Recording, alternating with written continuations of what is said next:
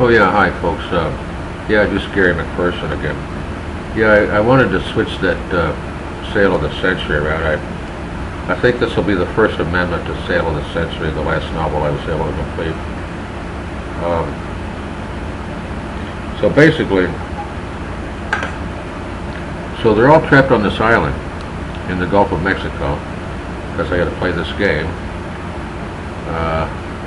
They killed his wife because it was a Globocom assassin, a competing corporation, fighting against Cybertron and Globocom.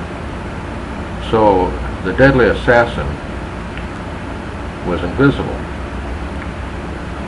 They killed his wife, Sherry Withers. They went to the funeral.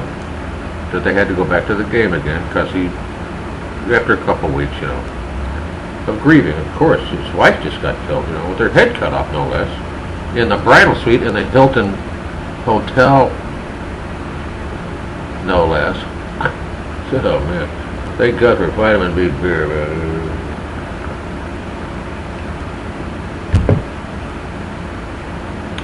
So anyway, so the story goes here. So they have to go back to the game after a couple weeks because Dr. Carl Soki has to analyze this chip from Globocom. So they make it back to the game. The military's there because they went with Bill to the funeral, Sherry's funeral. So the general and the colonel are on the island. The police are there on the island also because they are there to ask Bill Withers questions about this murder scene. They have to compare notes.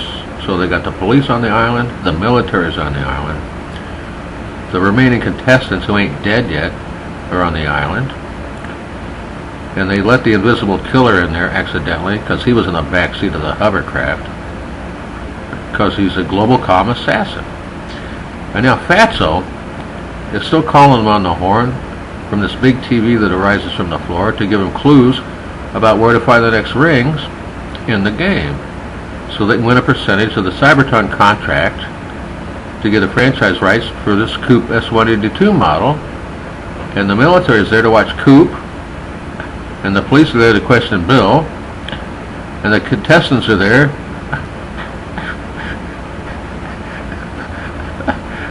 but all of a sudden they ain't liking this game too much because they're getting killed right and left.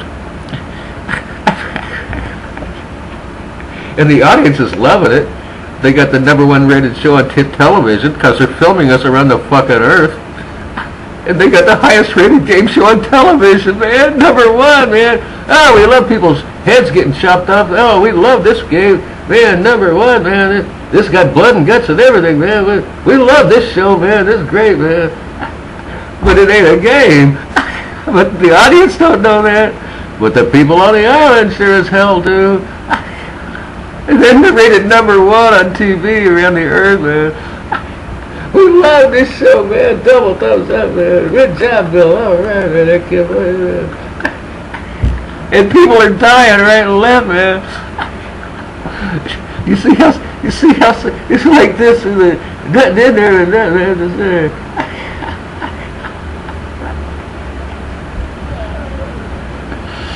So anyway, I'll try to cut this short. So finally, I'll leave that part out. I can't tell you everything. But there's twists and turns happen. But then instead of Fatso one night arising from the screen, it was Dr. Carl Soki. And he switched through the communications channels, and he wanted to patch into a terminal that only Bill Withers could hear because he didn't want to alarm the contestants. It was Dr. Carl Soki. And Soki and Bill had went to Hawaii together. And so they're always walking around in tennis shoes and Hawaii shirts, and they think they're brothers, You guys ain't brothers, are you? Well, why would you think that? Well, you're wearing the same Hawaii shirts. Well, yeah. Well, we went to Hawaii together. Is it against the law to go to Hawaii in the year 2285 or whatever? They think they're red blood brothers or something. No, he's from Japan, and I ain't from Hawaii, and you're fat and ugly, Get on my face. So they think they're brothers, And they're two wild and crazy guys because they wear the same Hawaii shirts all the time. Because they went to Hawaii together. And neither one of them are Hawaiian.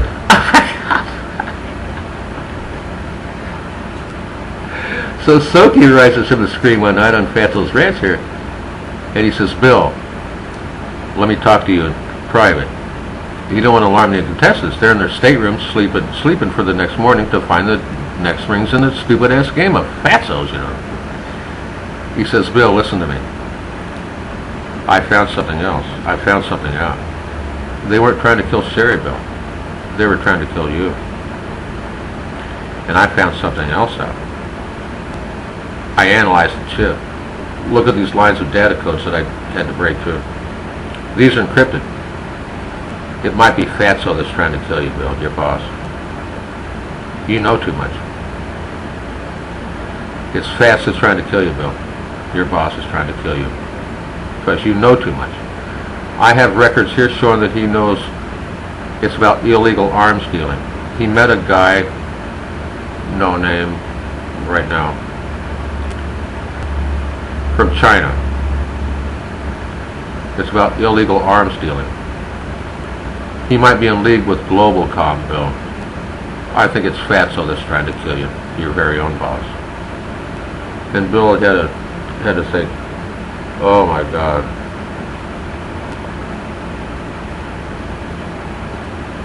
So basically what happened was, I'll fast forward. They got the force field working good enough, and the military had to help them out on this. Because the general and the colonel were there. So now the military gets involved. So they want to go back to New York City to verify this. And they made it through the force field, and they go back to New York City. And they go all the way up to the 300th floor of Cybertron. Now the door was locked, but Coop had superhuman strength. He just went, bam! And the door smashed off its hinges, and they walked right into the boardroom. And there sat Fatso behind his Fatso chair, lighting a big cigar, 10 inches long. Skinny. Glad you could make it. What took you so long? You're trying to kill me, Fats. It's you. You're the one trying to kill me. Ah, Skinny. You know what I've loved about you, kid. You're so skinny. Yeah, fuck you, Fats. Fats Domino.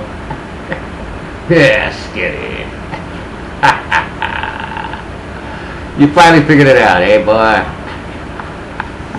Good for you. Now,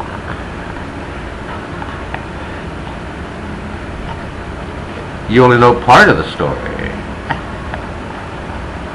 I can't tell you the rest of the story. Paul Harvey. My buddy Paul Harvey. But in the end, I owe you this much. I'll tell you a little bit more. Sherry wasn't dead.